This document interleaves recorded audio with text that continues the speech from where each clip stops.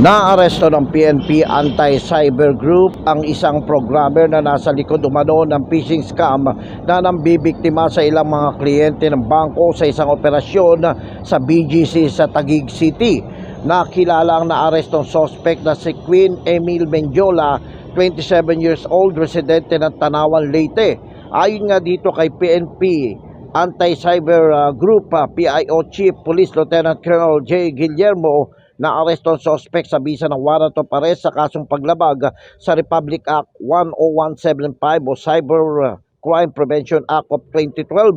Nagugat ang operasyon sa reklamo ng isang bangko matapos mabiktima ang kanilang mga kliyente ng phishing link na ipinadala ng grupo ng suspect.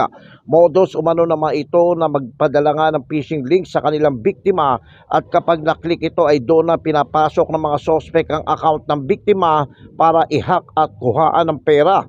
Nabatid na dati na nahuli ang suspect noong taong 2017 sa Tacloban City dahil sa kasong illegal access, pero nakalaya matapos magpiyansa, ngunit hindi na dumalo sa mga hearing.